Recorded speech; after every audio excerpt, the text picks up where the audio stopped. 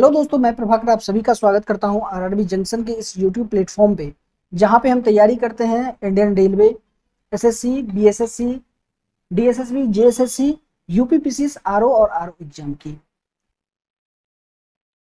दोस्तों कि आप जैसा कि आप सभी जानते हैं कि रेलवे के द्वारा एक कैलेंडर जारी किया गया था, जिसमें रेलवे के NTPC exam, group D, ALP technician, RPF, इन सभी एग्जाम के बारे में नोटिस दी गई थी कि कब कौन सा एग्जाम प्रस्तावित होगा, कब किसकी नोटिफिकेशन आएगी और कब इनके एग्जाम होंगे। तो जैसा कि आप सभी जानते हैं कि एनटीपीसी का जो नोटिफिकेशन का डेट है वो जून और जुलाई में है। इसी सिलसिले में हम अपने इस चैनल पे लेकर के आ रहे हैं आप लोगों के सामने रेलवे भर्ती बोर्ड द्वारा आयोजित की गई जितने भी विगत वर्ष में परीक्षाएं हैं, उन सभी प्रश्नों का विषयवार संकलन। दोस्तों, मेरे चैनल पे आप जरूर बने रहें। अगर आप मेरे चैनल पे लगातार बने हुए हैं तो मैं आपको रेलवे के विगत वर्षों के प्रश्नों में मास्टरी जरूर करवा दूंगा। यदि आप इसमें मास्टरी कर रही है तो आप समझ जाइए कि रेलवे के एनटीपीसी तो आप यूं क्रैक कर जाएंगे, क्योंकि इनमें क्वेश्चन का रिपीटेशन बहुत ही ज्यादा होता है। इसीलिए मेरा आप सबसे अनुरोध है कि आप निश्चित रूप से इसमें मास्टरी हासिल करने की पूरी कोशिश करें। तो आज से मेरा ये सीरीज शुरू हो रहा है NTPC previous year, NTPC previous year का सभी प्रश्न का व्याख्या सहित संकलन। साथ साथ ग्रुप डी का भी इसमें हम प्रश्न करेंगे। एएलपी टेक्नीशियन के बारे में भी जो प्रश्न पूछा गया है उसका भी संकलन करेंगे। आज मेरा पहला क्लास है जो कि भारतीय इतिहास पे आधारित है। तो चलिए बिना समय बर्बाद किए हुए हम आगे चलते हैं।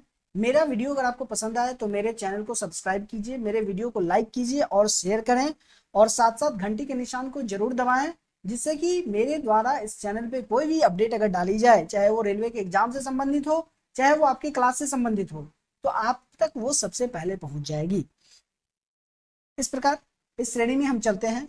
मेरा ये पहला प्रश्न ये रहा, इनमें से कौन सा पाषाण युग यानी कि स्टोन एज के 3 प्रमुख कालों के अंतर्गत नहीं आता है, यानी कि स्टोन एज का जो 3 काल था उसके अंतर्गत नहीं आता है। तो सबसे पहले हम जान लेते हैं कि स्टोन एज क्या था। तो इतिहास को थोड़ा सा अगर हम देखें तो इतिहास को मुख्य रूप से 3 भागों में बांटा गया है। सबसे पहला प्राक ऐतिहासिक काल,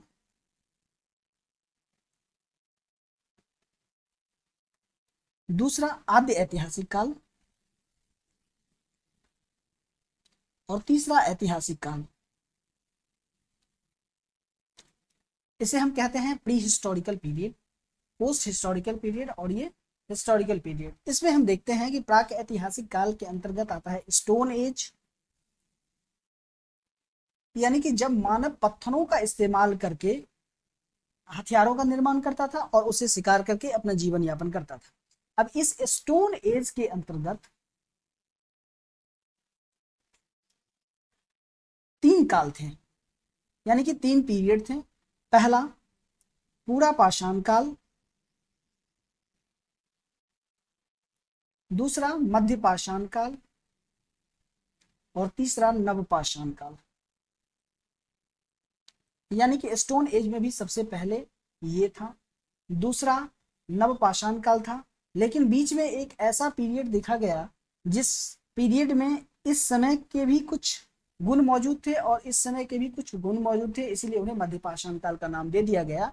तो स्टोन एज के 3 पीरियड पूरा पाषाण काल, मध्य पाषाण काल और नव पाषाण काल था। तो यहाँ पे आपका ऑप्शंस है ताम्र पाषाण, मध्य पाषाण, नव पाषाण और पूरा पाषाण। तो ये पूछा गया है कि इन तीनों काल के अंतर्गत नहीं आता है, तो इन 3 काल के अंतर्गत नहीं आता है, तो ताम्र पाषाण काल इन तीनों काल के अंतर्गत नहीं आता है। इस तरह से पहला नंबर उत्तर मेरा सही है। दूसरा प्रश्न है भीमबेटका की गुफाओं की खोज कब हुई थी। सबसे पहले हम देखते हैं कि भीमबेटका की गुफा स्थित कहाँ है। दोस्तों देखिए, ये इमेज भीमबेटका की गुफाओं की है, जिसके दीवार पे मानव निर्मित ये कलाकृति है, जिसमें कि जानवरों को शिकार करते हुए देखा गया चित्र बनाया गया है, या कहीं पे नर्तकियों का नृत्य करते हुए चित्र बनाया गया है। ये भीमबेटका की गुफा है। सबसे पहले देखते हैं कि भीमबेटका की गुफा है कहाँ। तो भीमबेटका की गुफा मध्य प्रदेश में रायसेन जिले में स्थित है। रायसेन जिले में मध्य प्रदेश में स्थित है। दूसरा, इसकी खोज 1957-58 में की गई थी, यानी कि भीमबेटका की गुफा की खोज कब की गई थी? 1957-58 में की गई थी। किनके नेतृत्व में की गई थी?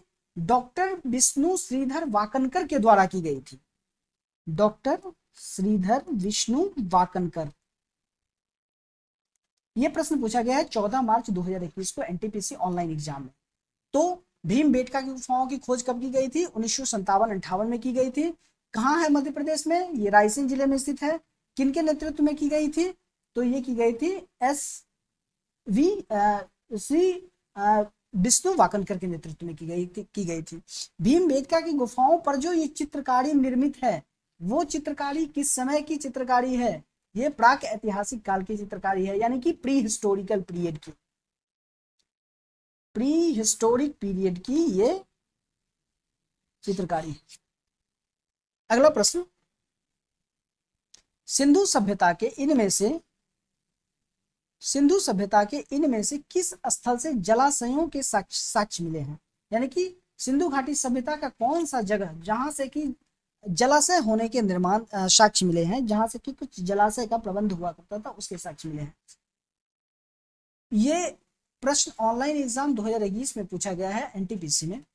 तो इसका ऑप्शंस जो है, ये ऑप्शंस है कालीबंगा, धौलावीरा, लोथल और कोर्तिजी, और इसका सही उत्तर है धौलावीरा। धौलावीरा से जलाशयों के साक्ष्य मिले हैं। धौलावीरा से जलाशयों के साक्ष्य मिले हैं। धौलावीरा कहाँ स्थित है? तो धौलावीरा सिंधु घाटी सभ्यता का एक पुरातात्विक स्थल है जो कि गुजरात के कच्छ जिले में स्थित है। धौलावीरा गुजरात के कच्छ जिले में स्थित है और इसे 2021 में यूनेस्को द्वारा विश्व विरासत सूची में शामिल किया गया, जो कि भारत का 40वां विश्व विरासत स्थल है। अब हम धौलावीरा के बारे में कुछ जानकारियां देख लेते हैं कि धौलावीरा सबसे पहले कहाँ स्थित है? गुजरात के कच्छ में स्थित है। दूसरा, यहां से किस चीज के साक्ष्य मिले हैं? तो ये जलाशय के साक्ष्य मिले हैं। तीसरा, जुलाई 2021 में इसे यूनेस्को द्वारा वर्ल्ड हेरिटेज साइट में शामिल किया गया और ये भारत का 40वां वर्ल्ड हेरिटेज साइट। अगला प्रश्न, हड़प्पा किस नदी के तट पे स्थित है? दोस्तों, हड़प्पा एक सिंधु घाटी सभ्यता का शहर है और ये किस नदी के तट पे स्थित है? इसके लिए ऑप्शंस आपके पास उपलब्ध हैं, सतलज नदी, भोगवा नदी, सिंधु नदी और रावी नदी। 27 मार्च 2021 एनटीपीसी में यह प्रश्न पूछा गया है, हड़प्पा किस नदी के तट पे स्थित है? इसका सही उत्तर है डी, यानी कि रावी नदी के तट पे स्थित है। हड़प्पा रावी नदी के तट बाएं तट पे स्थित है, जो कि पाकिस्तान के पंजाब प्रांत के मांटगोमरी जिले में है। अभी ये मांटगोमरी जिला वर्तमान में साहिवाल जिला हो गया है और वहीं पे ये रावी नदी के बाएं तट पे हड़प्पा नाम का ये शहर स्थित है। हड़प्पा के टिले के बारे में जानकारी सर्वप्रथम चार्ल्स मेसन ने दी थी। तो हड़प्पा के टिले के बारे में जानकारी किसने दी थी? चार्ल्स मेसन ने दी थी। अगला प्रश्न, मोहनजोदड़ो कहाँ स्थित है? ऑनलाइन एग्जाम 2 मार्च 2021 को एनटीपीसी में पूछा गया है।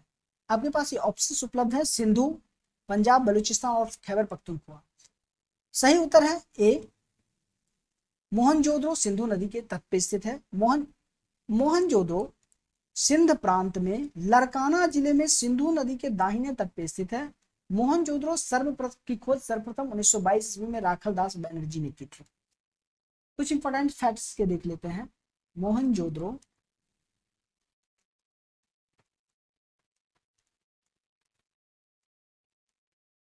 इसकी खोज 1922 ईस्वी में की गई थी। किनके नेतृत्व में की गई थी? राखलदास बनर्जी।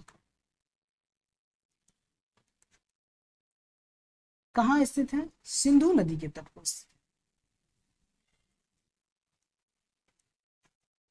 दाहिने तट पे स्थित है। अगला प्रश्न, सिंधु सभ्यता किस प्रकार की सभ्यता थी? ये मेंस में पूछा गया प्रश्न है। 2016 में जो एनटीपीसी का नोटिफिकेशन आया था उसका मेंस एग्जाम में पूछा गया प्रश्न था कि सिंधु सभ्यता किस प्रकार की सभ्यता है। ऑप्शंस आपके पास जो उपलब्ध हैं वो ये हैं कि ये ताम्रयुगीन सभ्यता थी, लौहयुगीन सभ्यता थी, अक्षय युगीन सभ्यता थी और कांस्य युगीन सभ्यता थी। उत्तर है डी, सिंधु सभ्यता एक कांस्य युगीन सभ्यता थी। इस समय लोग लोहे से परिचित नहीं थे। अब सिंधु घाटी सभ्यता के बारे में कुछ महत्वपूर्ण फैक्ट्स को जान लेते हैं कि सिंधु सभ्यता को 3 नामों से भी जाना जाता है। सिंधु सभ्यता, सिंधु घाटी सभ्यता और हड़प्पा सभ्यता। इसका जो पीरियड है वो 2300 बीसी से 1700 बीसी तक है। यानी कि सिंधु सभ्यता का जो पीरियड है वो 2300 बीसी से 1700 बीसी तक का पीरियड है सिंधु सभ्यता का। दोस्तों इसको बिल्कुल ही याद रख लीजिएगा, क्योंकि इससे संबंधित कई बार प्रश्न पूछे जाते हैं कि सिंधु सभ्यता का पीरियड कब से कब का है, तो ये 2300 से 1700 बीसी का है। सिंधु सभ्यता के लोग किसकी पूजा करते थे? पशुपति की पूजा करते थे, एकदम बिल्कुल याद कर लीजिए। सिंधु घाटी सभ्यता के लोग किसकी पूजा करते थे? पशुपति की पूजा करते थे। ये कौन सी युगीन सभ्यता है? कांस्य युगीन सभ्यता है। इसका पीरियड क्या है? इसका पीरियड 2300 से 1700 बीसी इसका पीरियड है। अगला प्रश्न,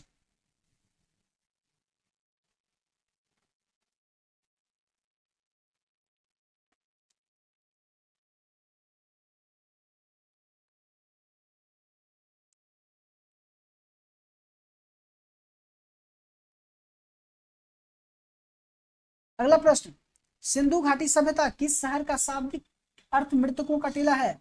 यानी कि सिंधु घाटी सभ्यता के कौन से शहर का शाब्दिक अर्थ मृतकों का टीला है? मृतकों का टीला दोस्तों एक सिंधी भाषा का शब्द है। सिंधी भाषा का ये शब्द है। ये मोहनजोदड़ो को कहा जाता था। सिंधी भाषा में मोहनजोदड़ो को मृतकों का टीला कहा जाता था। ऑप्शन नंबर बी इसका सही आंसर है। मृतकों का टीला किसे कहा जाता था? मोहनजोदड़ो को कहा जाता था।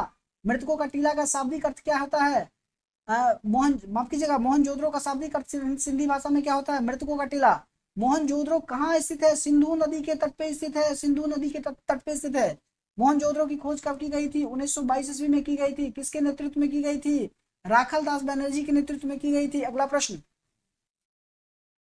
पुरातात्विक स्थल सुतकोटदा, पुरातात्विक स्थल सुतकोटदा किस राज्य में स्थित है? सुतकोटदा दोस्तों गुजरात राज्य में स्थित है। गुजरात के कच्छ जिले में स्थित है सुतकोटदा। ऑप्शन नंबर ये सही जवाब है। ये प्रश्न पूछा गया है एनटीपीसी ऑनलाइन एग्जाम 2021 में। सुतकोटदा गुजरात के कच्छ जिले में स्थित है। इसकी खोज 1964 में की गई थी। कब की गई थी? 1964 में की गई थी। किसकी खोज? सुतकोटदा की। किसके नेतृत्व में की गई थी? जगतपति जोशी। जगतपति जोशी के नेतृत्व में किसकी खोज की गई थी? यहां से किसी के साक्ष्य मिले हैं? घोड़े के हड्डियों के प्रमाण मिले हैं। जलाशयों के साक्ष्य कहां से मिले हैं? ये धौलावीरा से मिले हैं। दोनों कहां स्थित है? गुजरात के कच्छ जिला में स्थित है। अगला प्रश्न, धौलावीरा किस राज्य में स्थित है? धौलावीरा गुजरात में स्थित है। अभी हम पढ़ चुके हैं धौलावीरा गुजरात राज्य के कच्छ जिला में स्थित है। जहां से किसी के साक्ष्य मिले हैं? जलाशय के साक्ष्य मिले हैं। घोड़े के हड्डियों के साक्ष्य कहां से मिले हैं? सुतकोटदा से मिले हैं। इसकी खोज कब की गई थी? 1990-91 में की गई थी। किसके नेतृत्व में की गई थी? आर.एस. बिष्ट के नेतृत्व में की गई थी। धौलावीरा को भारत का 40वां वर्ल्ड हेरिटेज साइट के रूप में घोषित किया गया है। किसके द्वारा? यूनेस्को के द्वारा। कब किया गया? 2021 में। अगला प्रश्न, 1920-21 के आसपास किस नदी के किनारे खुदाई के दौरान हड़प्पा शहर प्राप्त हुआ था? किस नदी के किनारे खुदाई की गई थी जो हड़प्पा शहर प्राप्त हुआ था?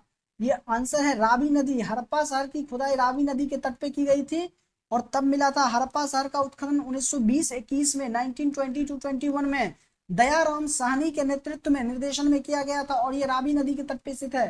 हड़प्पा शहर कहाँ स्थित है? रावी नदी के तट पे स्थित है। कब की गई थी इसकी खुदाई? 1920-21 में की गई थी। किसके नेतृत्व में की गई थी? दयाराम साहनी के नेतृत्व में की गई थी। अगला प्रश्न, सिंधु घाटी सभ्यता, सिंधु घाटी सभ्यता अनार्य सभ्यता थी। क्योंकि यह एक शहरी सभ्यता थी। इसकी लिपि चित्रात्मक थी। इसकी अर्थव्यवस्था का आधार कृषि था। इसका विस्तार नर्मदा नदी के तट पे हुआ था। दोस्तों इसका आंसर है पहला, यह एक शहरी सभ्यता थी। ये प्रश्न पूछा गया है आरआरबी मुंबई एएसएम 2003 में। ये एएसएम 2003 का प्रश्न है दोस्तों, ध्यान रखिएगा। सिंधु घाटी सभ्यता एक अनार्य सभ्यता थी। क्यों एक अनार्य सभ्यता थी? क्योंकि यह एक शहरी सभ्यता थी। दोस्तों एक चीज ध्यान रखिएगा, एक आर्यन सभ्यता हुआ। आर्यन सभ्यता, इसका मतलब था वो सभ्यता जो ग्रामीण से संबंधित हो। यह एक ग्रामीण सभ्यता रही। लेकिन सिंधु घाटी सभ्यता एक शहरी सभ्यता थी, इसीलिए इसे अनार्यन सभ्यता कहा गया। तो सिंधु घाटी सभ्यता को अनार्यन सभ्यता क्यों क्या कहा गया? क्योंकि यह शहरों से संबंधित थी, शहरों की सभ्यता से संबंधित सभ्यता थी, इसीलिए इसे सिंधु घाटी सभ्यता को अनार्य सभ्यता किया गया। तो चलिए दोस्तों, अगर आपको मेरा वीडियो पसंद आया हो तो मेरे चैनल को सब्सक्राइब जरूर कीजिए, मेरे वीडियो को लाइक कीजिए, घंटी के निशान को जरूर दबाइए और मेरे वीडियो को शेयर करना ना भूलिए। इस चैनल पे दोस्तों हम आपके लिए हमेशा लेकर के आते रहेंगे रेलवे के प्रीवियस ईयर में जितने भी प्रश्न पूछे गए हैं उसका हम सब्जेक्ट वाइज कलेक्शन लेकर के आपके पास आएंगे। History, geography, polity, economics, general science. साथ साथ हम इस चैनल पे weekly current affairs to the point,